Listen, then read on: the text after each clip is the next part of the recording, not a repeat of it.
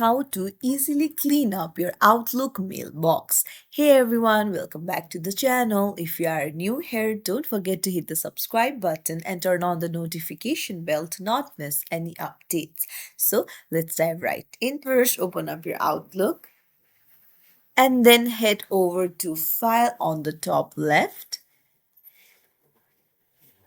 Now you will see Mailbox Settings. Tap on Tools and there tap on Mailbox Cleanup. Now you can see find items older than. If you tap on it, you can choose how many days old you want to keep. You can tap on find items larger than and you can set the kilobytes, and then you can search find and delete it.